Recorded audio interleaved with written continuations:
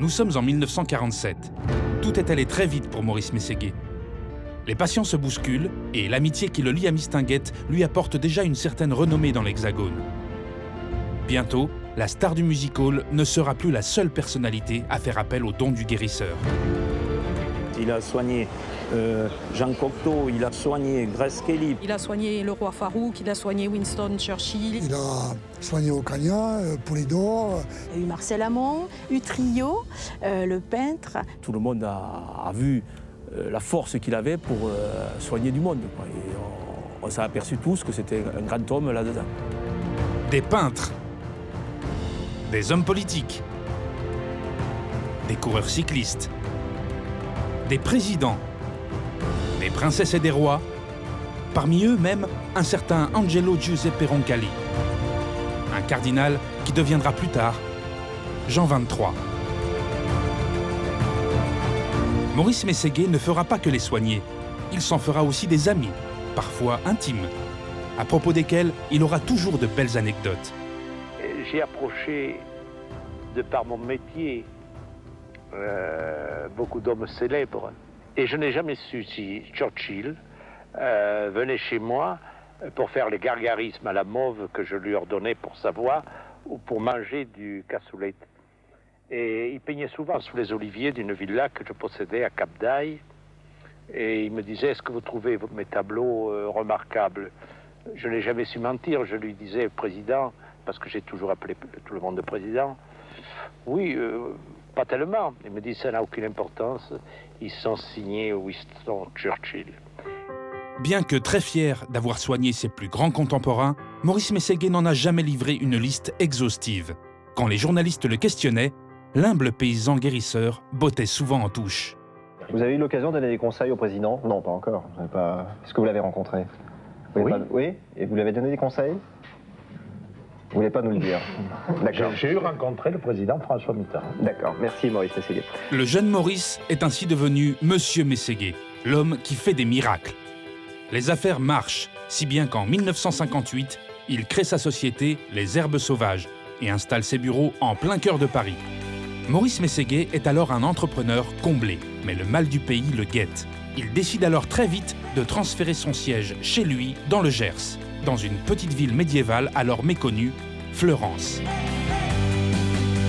Là, il se partage entre les bureaux de Fleurance et le domaine de Bazillac, dans lequel il reçoit ses illustres patients, mais pas seulement. Il recevait énormément de lettres tous les jours. C'était des caisses de courrier qu'on recevait. Nous avions des milliers de lettres par jour qui arrivaient. Donc on était chargé de les ouvrir. Et là-dessus, nous répondions par écrit en donnant des recettes. Il y avait toute une ribambelle de secrétaires qui tapaient à longueur de journée les réponses au courrier. Mais chaque personne avait un traitement personnalisé par rapport au problème qu'il avait cité dans sa lettre. C'était les débuts de la méthode Meseguer. La nonchalance et la décontraction qu'il avait héritée de son père ont laissé place à l'exigence et à la rigueur du patron. Au travail, c'était quelqu'un d'assez dur. Il aimait bien qu'on soit rigoureux. Il y arrivait d'avoir des colères parce qu'il est très exigeant envers lui et envers les personnes qu'il côtoie. Il voulait que ça tourne. Il adorait la ponctualité. Donc quelqu'un qui arrivait en retard le mettait en colère noire, quoi. Une fois, il m'avait invité avec l'équipe à manger au château. Je suis arrivé un peu en retard.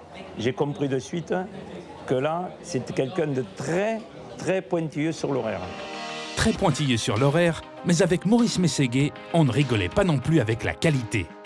C'était un type qui était contre les implants, contre tout ce qui était artificiel, quoi. Tout ce qu'il faisait, c'était contrôlé. Jusqu'à faire des analyses pour montrer que les plantes qu'il vendait étaient sans pesticides, sans radioactivité. C'est quand même quelqu'un qui était très rattaché à la terre, le côté paysan, le côté nature. Donc il a poursuivi cette ligne jusqu'au bout, quoi. C'était la qualité, la qualité, la qualité.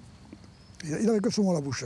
Ce qu'il faut, ce sont des plantes analysées et contrôlées. Ça, il faut être très exigeant. Les plantes sont excessivement traitées parce que la consommation a augmenté dans des proportions considérables. Les meilleures plantes, les meilleures, et de très loin, ce sont les plantes de votre jardin.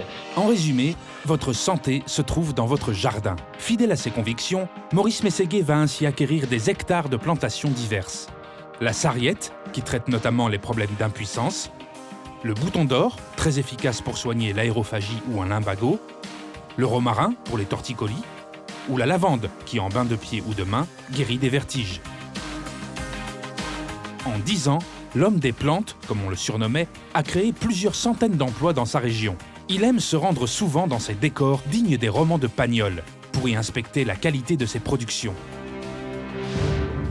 Mais voilà, ces tonnes de plantes vertueuses, ces milliers de patients soignés et souvent guéris, cette médecine douce ne plaise pas à tout le monde. Maurice Mességuet dérange. Très vite, il est convoqué au tribunal. Il ne subira pas 1, pas 3, mais 22 procès au cours de sa carrière. Il a suscité beaucoup de jalousie. On l'a accusé de l'exercice illégal de la médecine, quoi, hein, donc il a eu pas mal de procès. Il a toujours été relaxé. Chaque fois, à tous ces procès, il y avait un nombre incalculable de patients qui venaient tous témoigner en sa faveur. Et puis il était défendu par Maître Pasquini, qui était avocat, mais également vice-président de l'Assemblée nationale. Donc on a dit, même s'il n'est pas médecin, cet homme guérit les gens, donc on le laisse tranquille. Ces procès, je pense que ça lui a fait quand même un sacré coup de publicité et une notoriété aussi est venue par rapport à ça. De la publicité, et le mot est faible. Dans les années 70, Maurice Mességuet devient une marque, un label. Son image traverse les frontières. En Italie, en Espagne, en Allemagne et au Japon, il est devenu une véritable star. On l'appelle désormais le pape des plantes.